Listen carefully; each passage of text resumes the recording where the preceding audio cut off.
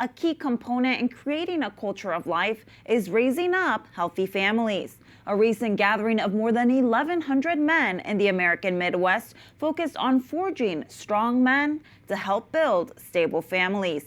EWTN News contributor Alan Holdren has more.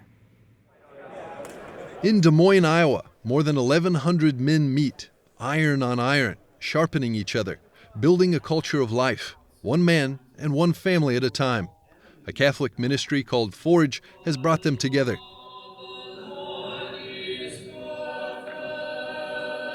What we do in Forge is we try and, I guess you could say, kind of flip Satan's strategy on its head. So if Satan's strategy is to take down the church by taking down the family, by taking down men, then what we want to do is we want to build up men, to build up marriages and families, and then the church and the culture. And you can be a man again, but you have got to stop talking and start acting. And Dr. John Bishop saw a need to bring men together, to support them in their role as fathers of families. If you help out the man, that is, if you press on that leveraged point, then you not only help out him, but you help out his marriage, you help out his children. You don't only help them when it comes to their religious participation, you also help them when it comes to every other domain of their life, from education to job success to their ability to form positive relationships. So if we want to build good kids, right, if we want to build good families, right, families that can welcome those children in and build a culture of life, then I think the move today is to counter the crisis of men and masculinity and to build up men. I'm thankful for this. You know, I can do all things. Kansas City Chiefs football player Harrison Butker has drawn widespread praise, but also widespread criticism for being a vocal supporter of traditional roles in the family.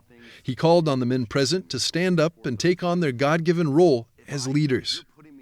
You kind of have to, as a man, get away from the Simpsons, hanging out on the couch, drinking the beer. Not that I'm, doing all of that, but I think we have, as men, an inclination ever since the fall to kind of be lazy, to be slothful, to let the woman lead.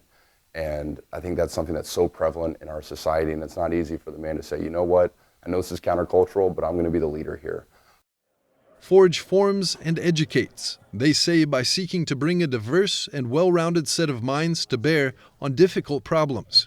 Reclaiming the identity of men as sons of God is one of those problems. Psychologist Dr. Matt Bruninger says a healthy understanding of that relationship leads to healthy relationships in life. So I think this is so crucial and fundamental to allowing people to have the interior freedom to live into the culture of life, to promote the culture of life. That takes an interior freedom, it takes healing. Otherwise I'm living in mistrust, suspicion, and protection. And that's the culture of death. That turns me in and upon myself. When I'm healed, when I'm free, I can go out to the other. And that seems really important to me for a culture of life. Simply growing up with the expectation to lead a family is also part of what Forge is advocating for. Adulting is what Gen Z calls it. The problem is that so many young adults are avoiding it. One Forge conference speaker, Paul J. Kim, travels the world, encouraging men to face adulting head on. I think in our day and age, especially in the age of AI and all the things, it's like there's this temptation to think that life is like A, B, C, when in fact it's kind of convoluted, and it can be very discouraging, right? Whether it's faith, finances, all the things, and my vocation in life, how do I make a gift of myself? And so I was in there giving them encouragement, reminding them that the ultimate call of their lives, regardless of what they do, is the call to be who they are, which is namely a son of God, to practice virtue in imitation of Christ, like the saints did so well. Another focus of Forge is education, forming men for faith-filled lives. Augustine Institute professor Dr. Edward Sri encouraged men to aspire after virtue in the footsteps of Mary. She still had to trust the Father. She still had to walk by faith and not by sight. She faced moments of darkness, moments of trial, moments of great sorrow. And how did she respond? This inspires all Christian disciples, inspiring most men probably don't live the level of heroic virtue that Mary lived, and can inspire all of us as men. There's a hunger for formation and for camaraderie. Throughout this day-long conference, men are being invited to reflect on their important influence in their families and in society.